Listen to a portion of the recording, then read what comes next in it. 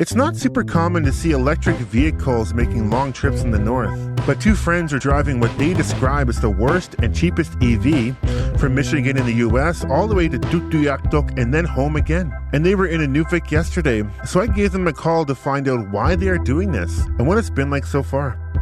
Calling from CBC Radio. How are you? Hey, Jared. Good to hear from you. I am doing well. A little tired today, though.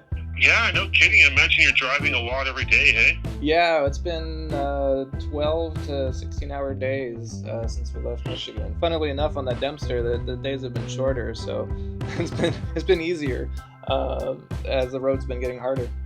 Oh, so because the road is harder, you're spending less time driving? Is that your reasoning there? So, like, on the way up, we were stopping at all the fast chargers except for one or two hotels that had the overnight chargers. But since there's no fast chargers on the Dempster, we're forced to take, slower days, and we have to spend at least 6 to 8 hours each destination charging overnight.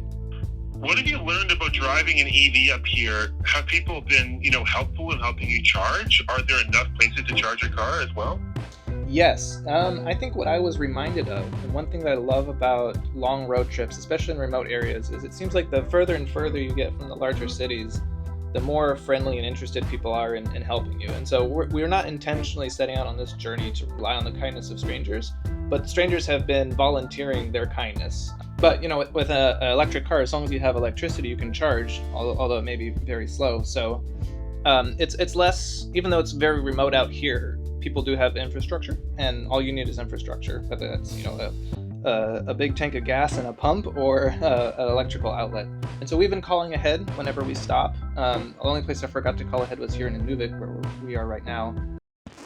Because I had forgotten to call ahead to the local businesses to ask them to turn on their chargers, they turned them off to prevent people from stealing power. This meant that when we arrived, there was no way to charge the car overnight. And to make matters worse, the building manager was on vacation and there was no one around who had the keys to turn on the charger for us. The only other business in town that allowed EVs to charge needed the electricity during the day and said we could only charge at night. Fortunately, a very kind hotel employee offered us their home dryer outlet, so we drove over to their house and plugged in, and then went about exploring the town of Inuvik. Hello, and welcome to the Inuvik Community Greenhouse. I'm Colin. I'm our education coordinator here. I also work in the kitchen, and in the past I've worked in the hydroponic unit to my left here. This is the main building. It is the last remaining building of the residential school in the area, Grolier Hall. And Grolier Hall closed down 1988. And then after that, for 10 years or so, it was a hockey rink. That explains the shape. Yes. Yeah. So in Grolier Hall, it was a hockey rink / utility space in the summer months because it was freeze-only ice and then not used when it was too warm. It's crazy that the residential school only closed in 88. I was born then. It was the last remaining residential school in Canada. It closed 20 years later than any other. If you're not familiar with the significance of a residential school closing in the late 1980s, here's how the Canadian government portrayed them in the 1950s versus what they actually said about them in the 1800s.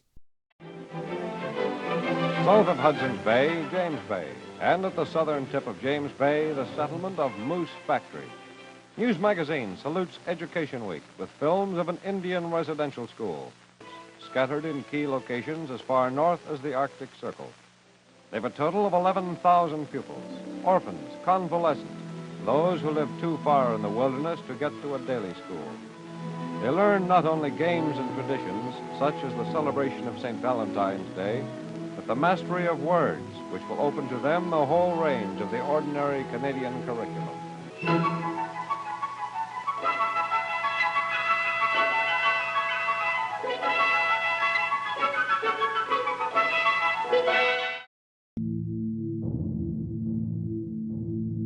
In order to educate the children properly, we must separate them from their families. Some people may say that this is hard, but if we want to civilize them, we must do that. A federal cabinet minister, 1883. I remember them taking me away from my mother and my stepfather, and I can hear them telling my mom that that was the best thing for me. That's where a lot of my whole life really started to change. I got strapped. I got beaten up for speaking my own native tongue. Indian children in the residential schools die at a much higher rate than in their villages. But this does not justify a change in the policy of this department, which is geared towards a final solution of our Indian problem. Duncan Campbell Scott, Deputy Superintendent of Indian Affairs. It's like uncomfortably close in history. It's it was in this area. It's pretty common to know people who had been there. Oof. And like we've gotten rid of a ton of stuff from there, and working to turn the space around into a better feeling for those people. I imagine so. Yeah. So welcome to our start area.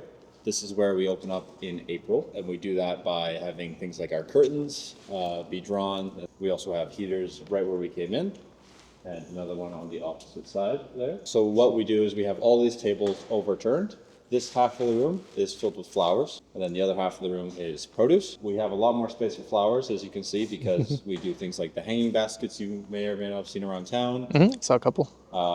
We do the airport garden beds. We do, I'm not sure if we have done it this year, but we normally do things like the Legion, as well as like a lot of the houses you see around town with flowers.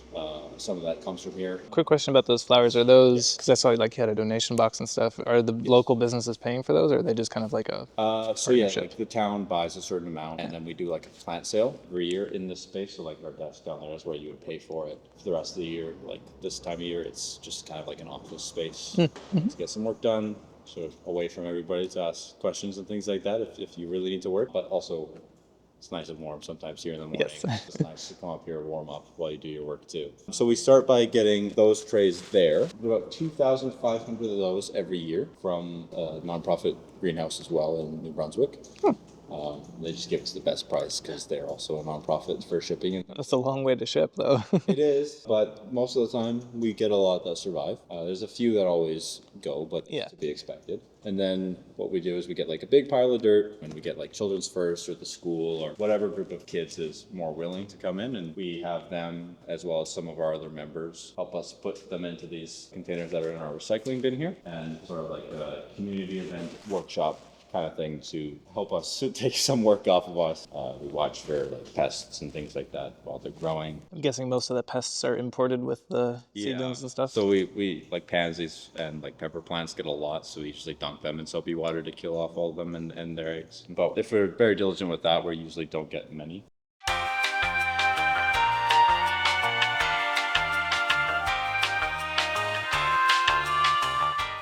There's usually 10 people that work here. There's only 4 this year, so Oh, man.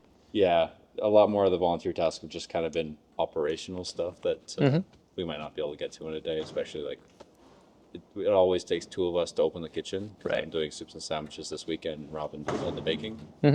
So it's and then one person is working strictly compost in the back there, so Yeah. it's a lot of work for just 4 people, but Yeah, it is. we're making it work. We're actually doing pretty good this year. We have the most individual plots owned by people we've ever had. Wow. So there's about 207 or so plots. So like to understand like how it works, kind of. Yeah. There are plots that are like kind of like owned by like the center here, right? Yeah, And then- so that would be plots that have the market plot sign. But this year we only have about 15, and the rest are all owned by individual homes.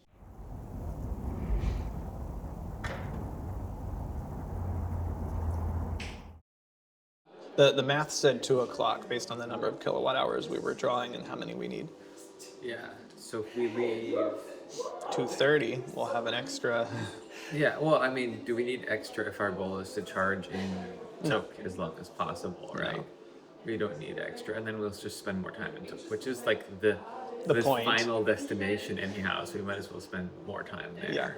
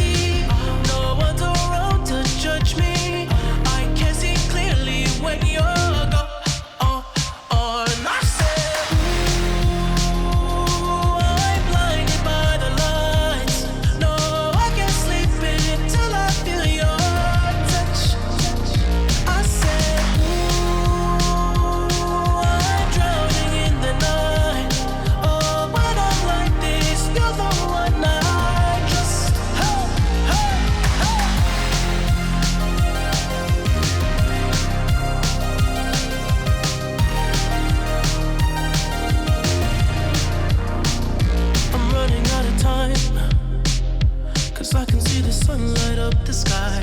So I hit the road in overdrive, baby. I'm taking a video. Oh, the city's cold and empty. No one's around to judge me.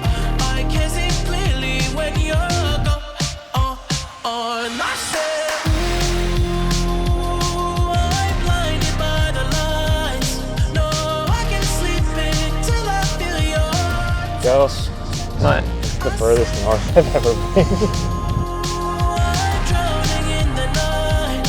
Oh, but I'm like this. You're the one I trust. I'm just coming back to let you know I can never say it on the phone. They'll never let you go this time. I said, Alright.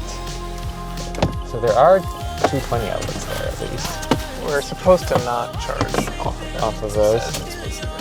Okay, well, if they've decided to not have the charger on, that's their own. But it is green. That is good, actually. That's probably... Why are you still on car? What do you want? Shut up! Hello. Hey. Are you guys? Yes. I know you guys. Yeah. Congratulations, guys. Thank you. you. Made it. I saw you on the Dempster. Yeah. Yeah, we're here. How'd you go? Well, I mean, there's really only one way to go, but It was smooth going until Inuvik.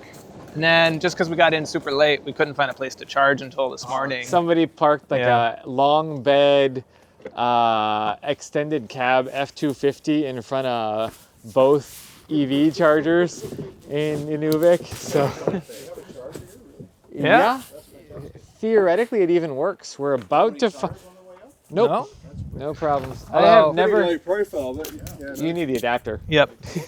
I have never gotten a flat tire in my life, and I've driven from like Ohio to Guatemala several times. So I wasn't about to start getting a flat tire in Canada of all places. It's a developed nation. I refuse to get a flat tire here.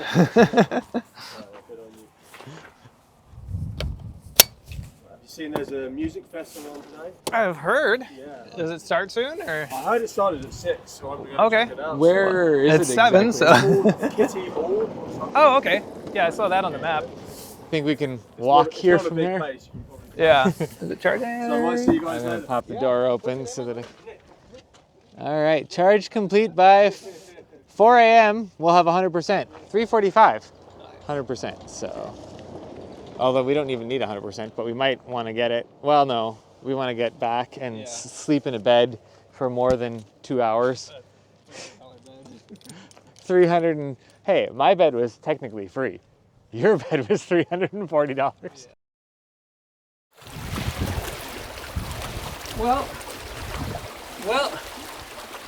Well, here I am in the Arctic Ocean, about to do something stupid. As soon as Joe gets here. It's actually not that cold, surprisingly. So, yeah.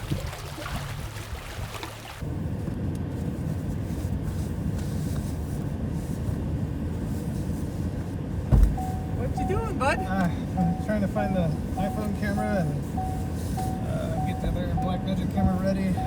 How many cameras are you gonna film with? Just 2. Oh, because I already have mine down there filming.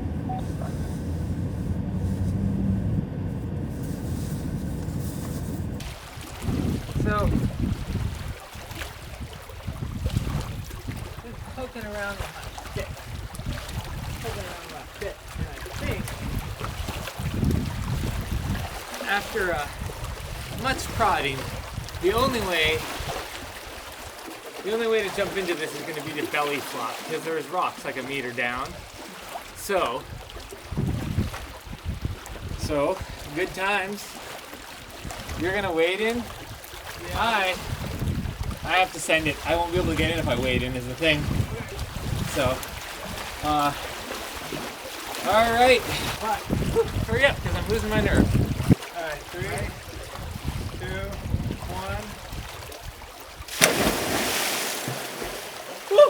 God, these chilly. thought, but it is really freezing. I'm good. Alright, well that was enough. I have been in water that cold before. It is not the coldest water I've been in, but it is cold.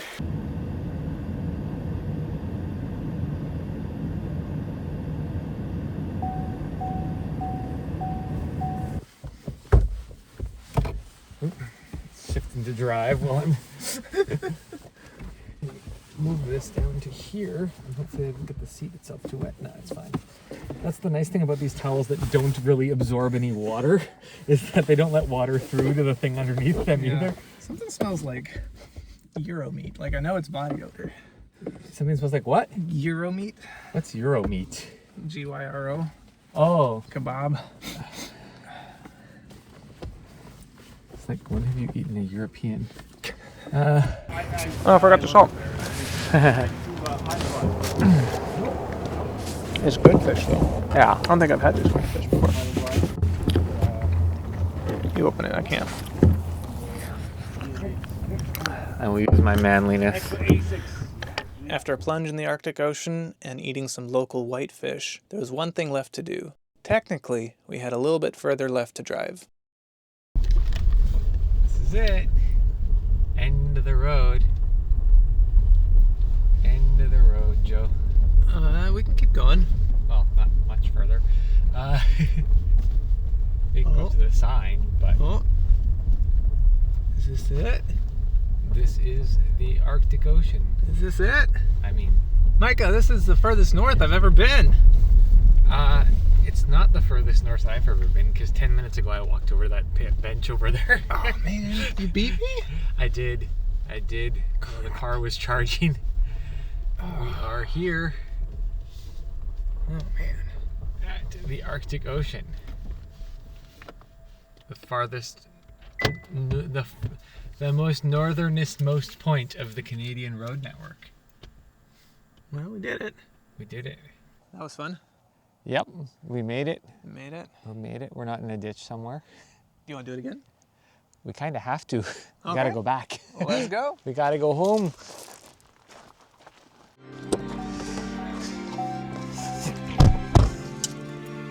Ready?